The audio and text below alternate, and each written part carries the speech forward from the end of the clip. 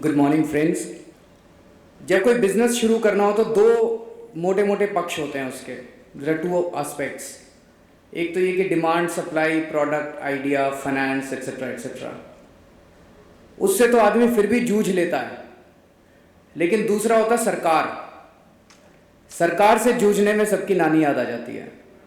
Is it right?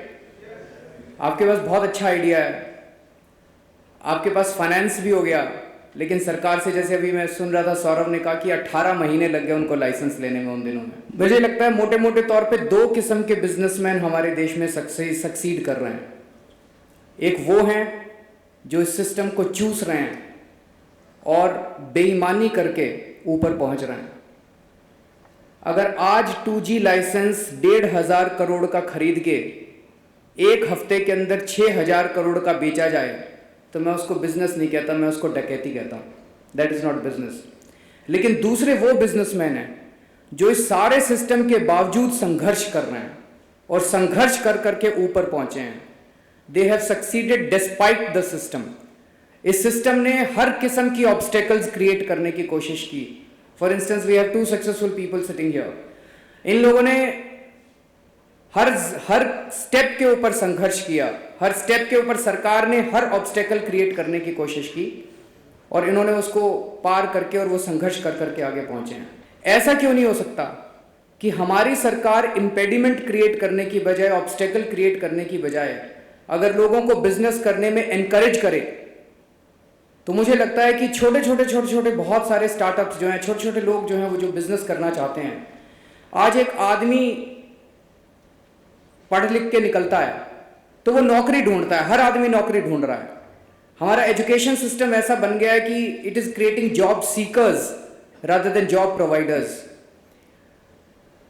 अगर हमारा system support करना चालू कर दे, हमारे देश की राजनीति सपोर्ट करना चालू कर दे, हमारे देश की गवर्नेंस सपोर्ट करना चालू कर दे, तो मुझे लगता है India is a country of entrepreneurs.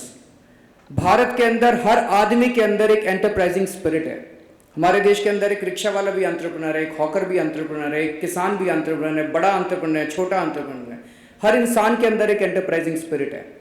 लेकिन ना तो एक हॉकर को सरकार अपनी दुकान चलाने देती है और ना एक बड़े इंडस्ट्रियलिस्ट को सरकार अपनी दुकान चलाने देती है। आपके पास एक अगर अच्छा आइडिया है तो आप अमेरिका में जाके तो सक्सेसफुल हो जाते हो, लेकिन इंडिया में आप अपनी दुकान या इंडस्ट्री लगाने की कोशिश कर लो, सरकार हर कोशिश करेगी, 30 इंस्पेक्टर आपके यहां पहुंच जाएंगे आपसे हफ्ता लेने के लिए। It is so difficult to.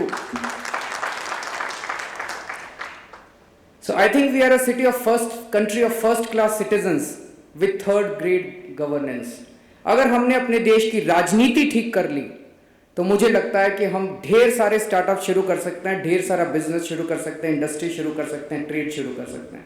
So I think the root of the problem is the bad politics of this country. जब तक इस देश की राजनीति को हम सॉल्व नहीं करेंगे, जब तक इस देश की राजनीति को हम साफ नहीं करेंगे, तब तक मुझे नहीं लगता कि सुधार हो सकता। ये बात मैं आज आप लोगों के साथ करने के लिए आया और ये बात हमें बड़ी धीरे धीरे समझ में आने लगी पिछले 3 साल के आंदोलन के बाद। अन्ना हजारे जी के साथ हम लोगों ने आंदोलन किया। क्या मांग रहे थे हम लोग? यही तो कह रहे थे कि अगर कोई भ्रष्टाचार करे इस देश में तो उसको जेल भेजना चाहिए। ऐसा कानून बनाओ, लोकपाल बिल बनाओ कि अगर इस देश में कोई भ्रष्टाचार करे तो उसको जेल भेजो। इतना ही तो कानून मांग रहे थे।